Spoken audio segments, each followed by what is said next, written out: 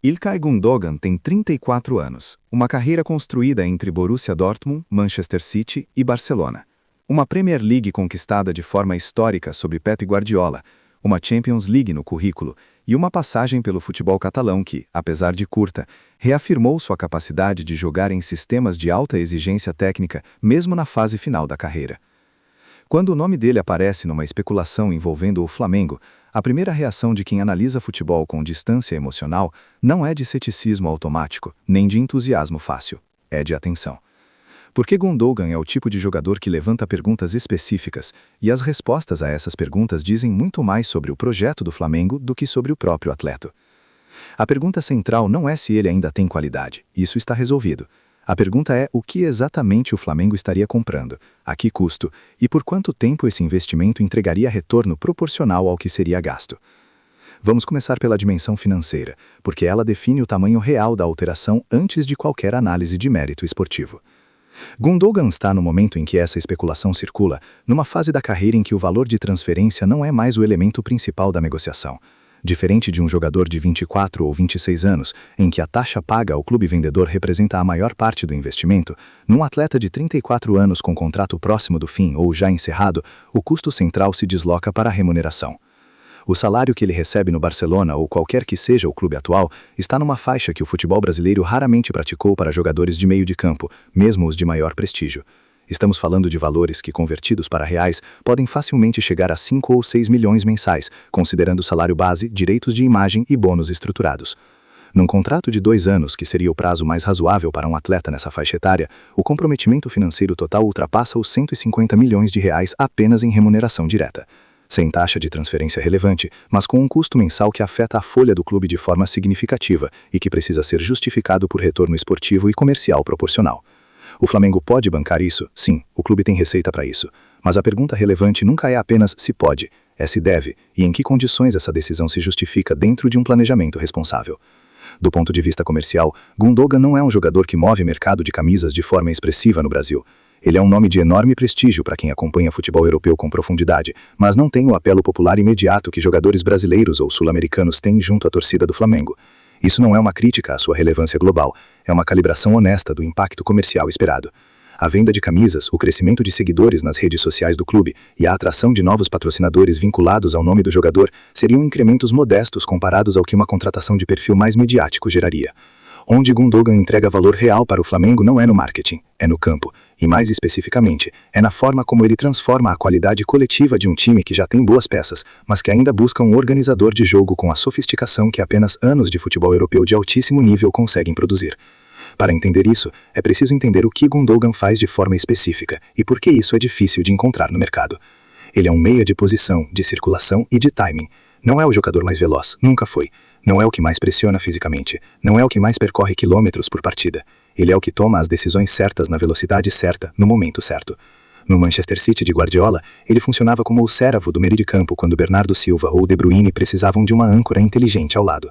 No Barcelona, ele tentou replicar esse papel num contexto de transição do clube. O que fica claro em qualquer análise honesta da sua carreira é que ele precisa de um sistema que valorize a circulação de bola, a paciência na construção e a tomada de decisão coletiva. Um time que joga no limite do caos tático não aproveita o que ele tem de melhor. E aqui está o ponto de interseção mais interessante com o Flamengo de Felipe Luís.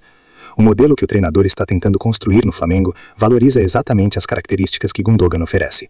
Felipe Luís passou anos no Atlético de Madrid que sabia como ninguém a diferença entre um time organizado e um time reativo.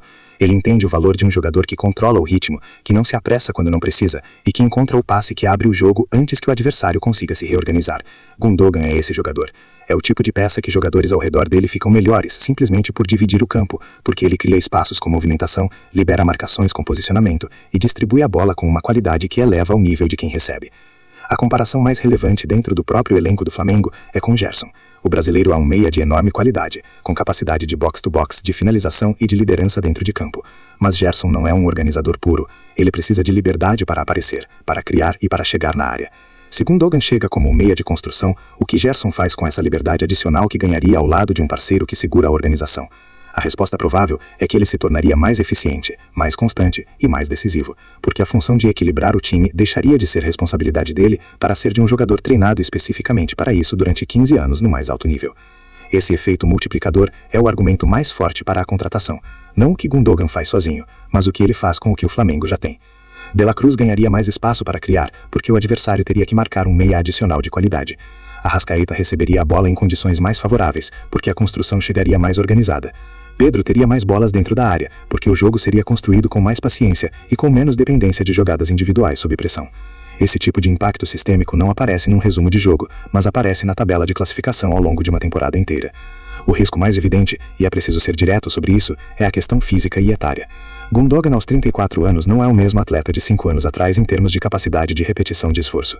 O Brasileirão é um campeonato que exige fisicamente de forma contínua, com jogos em condições climáticas extremas, deslocamentos longos entre cidades e um calendário que não tem paralelo em termos de densidade na Europa.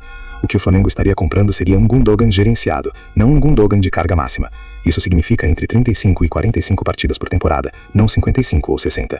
Significa dias de descanso programados, ausências planejadas em jogos de menor importância e uma gestão cuidadosa de minutos nos períodos mais intensos do calendário. Isso é um problema? Não necessariamente, desde que o clube entenda isso antes de contratar e não descubra depois.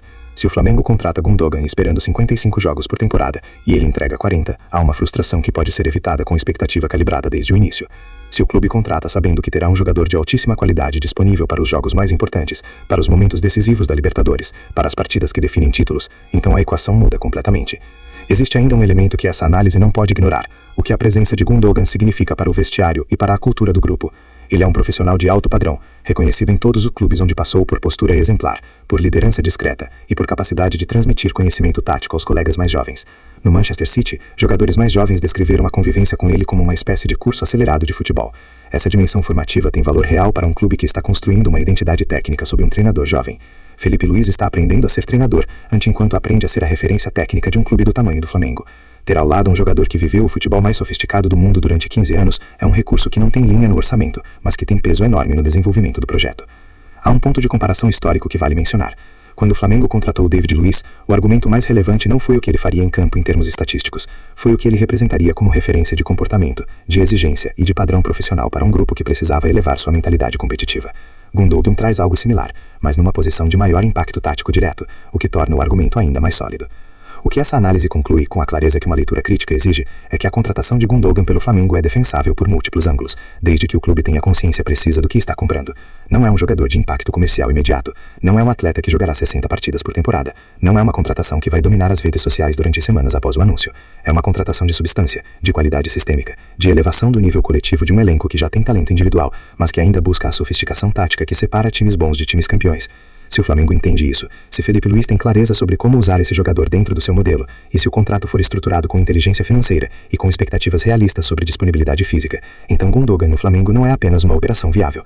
É uma das mais inteligentes que o futebol brasileiro poderia ver nos próximos anos, não pela grandiosidade do nome, mas pela precisão cirúrgica com que uma peça específica preencheria uma lacuna específica, num projeto que tem tudo para ser grande, se tomar as decisões certas nos momentos certos.